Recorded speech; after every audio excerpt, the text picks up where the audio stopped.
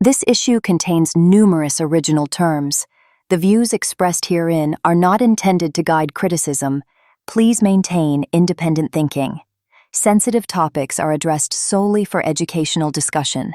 In October 2025, the U.S. government once again shut down. The shutdown has now lasted nearly a month. The cause stems from a stalemate between the two parties in Congress over the Continuing Resolution, CR. Examining the key points of contention reveals both parties' intent to strengthen their respective bases. Because the issue impacts each party's power base, neither is willing to compromise. The media calls it a political stalemate. Commentators portray it as a clash of principles, a confrontation between fiscal discipline and social spending, national security and public welfare. Yet beneath these moralized dichotomies lies a more structural and far less noble reality. Both sides claimed moral legitimacy, both invoked the language of the people. But behind these narratives lies a familiar pattern: the allocation of public funds as a mechanism of patronage and the use of budgetary power to fortify partisan bases and corporate allies. Beneath the surface of gridlock lies a contest transcending policy differences. Both parties have turned the national public deliberation arena into a proxy battlefield for oligarchic competition. By weaponizing budgetary policy, they wage strategic assaults aimed at undermining each other's power foundations. Economic policy is not merely a tool for fiscal distribution, but also an instrument for social engineering. It reshapes population behavior, community structures, and political allegiances through the allocation and interruption of resources. This constitutes the essential pathway for constructing a democratic landscape society. Within structurally oligarchic colonies, the general populace functions as tool persons. Their economic circumstances, ideologies, and psyches must be tailored and guided, confining them within a controllable framework of pseudo-democracy to dissipate their abundant daily energy. This is the colonial foundation rooted in oligarchic feudalism. Tool persons denotes individuals whose consciousness, ideology, and conduct are orchestrated by prevailing social and political mechanisms, rendering them instruments within larger power structures. The stalemate highlights the brutality of zero-sum games. Both parties seek to gain every advantage while placing the other in an extremely unfavorable position. The primary flashpoint centers on policy-driven transfers of benefits to oligarchic interests. Republicans seek to funnel $1 trillion in defense funding to the military-industrial complex and exempt energy companies from $20 billion in compliance costs for extractive operations. They also aim to scrap $2 billion in climate projects under the Biden administration's Green Growth and Renewable Energy Fund, GGRF. Meanwhile, Democrats push for $800 billion in federal subsidies to pharmaceutical and healthcare political action committees, PACs, including those tied to Pfizer and AARP. All data referenced in this video are estimates. The Republican Party uses the mythical narrative of America First to justify biased fiscal spending. They also seek an additional $175 billion for border walls and deportation operations. Strengthening border barriers and deporting undocumented immigrants is ostensibly for national security, but fundamentally aims to permanently erode the Democratic Party's voter base. Meanwhile, Democratic policy demands appear to pursue universal welfare, but essentially use massive welfare programs to foster economic dependence on state benefits. This approach bolsters loyalty within their core base while simultaneously infiltrating the periphery of red state influence.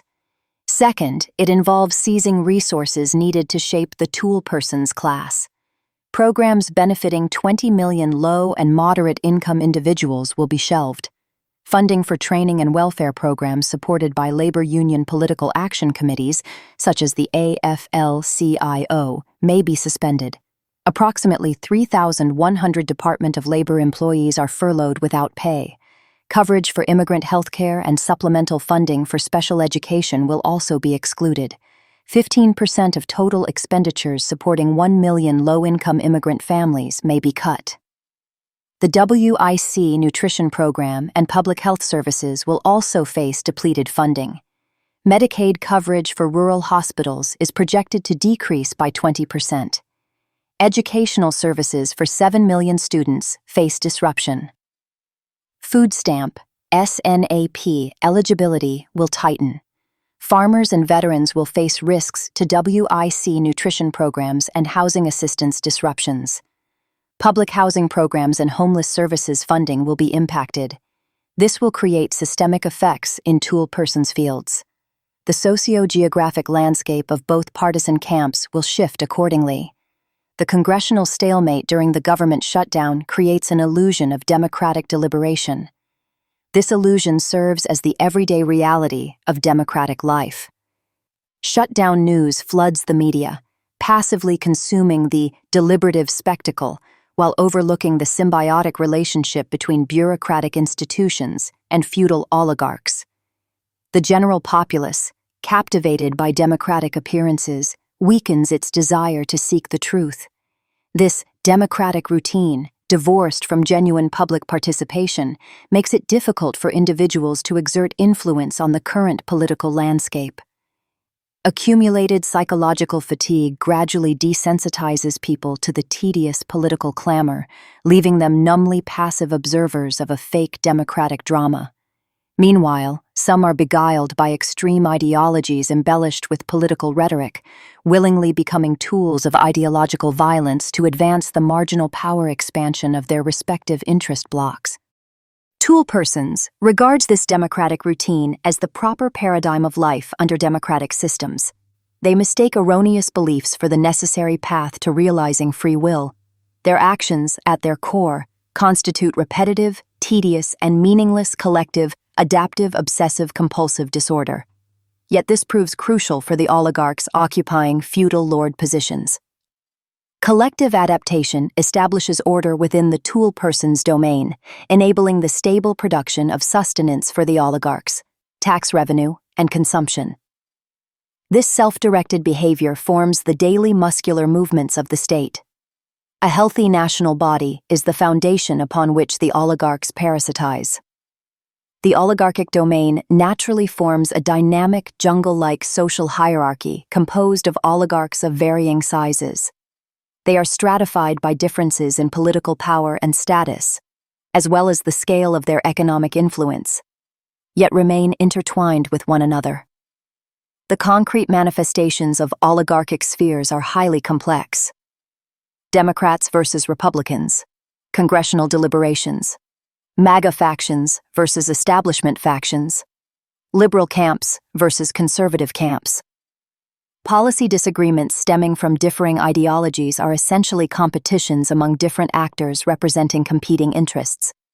Politicians can be oligarchs themselves or act as performers. Through the revolving door mechanism, they transition from bureaucratic roles into lobbyists for interest groups or think tank personnel. They function as the keen tentacles of entrenched interest groups, influencing national policy formulation and seeking monopolistic control over the allocation of state resources. A handful of families and corporations manipulate the entire system through foundations, political action committees, and algorithmic black boxes, pursuing dual monopolies over the economy and ideology. The activities of all these actors create an illusion of competition within democratic systems, a pendulum effect. This provides the tool person's tier with a hallucinatory potion of democratic vitality. It disrupts public comprehension. Voters are drawn into a meaningless cycle of debate and voting, lost amidst the complex facets concealed beneath the facade of democracy. Among oligarchs, there are no eternal friends or enemies, only eternal interests. Since the realization of interests requires constant adherence to realism, one frequently witnesses the birth of new political alliances and the dissolution of old ones. Initially, they unite to break old monopolies, yet after gaining power, they turn against each other due to fractures in the distribution of benefits.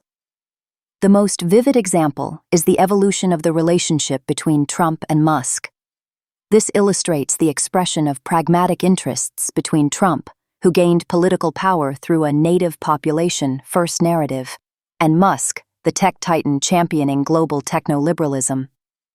the policy paths they each pursued to secure their interests were fundamentally at odds. The oligarchs care little about who ultimately wins the presidency, for they have spread their bets from the outset. Their true concern lies in whether their interests will be prioritized at the highest levels of power. In the oligarchs' view, the common people are easily manipulated. Their collective influence can be harnessed to constrain uncooperative politicians, forcing them to submit to the established will. However, control over the tool person's domain cannot be sustained solely through a single successful intervention. The stability of this domain depends on people's endurance and level of self-awareness. Therefore, it must rely on continuous constraint strategies to achieve controllable objectives. Citizen movements often erupt due to unforeseen events, yet the public frequently directs blame toward individual politicians while overlooking the structural flaws embedded within the institutional system. This cognitive limitation stems from long-term conditioning by the myth of democracy. For instance, the recent escalating No Kings protests reflect the public's need for a specific political figure to bear blame and discontent, enabling them to swiftly obtain power compensation.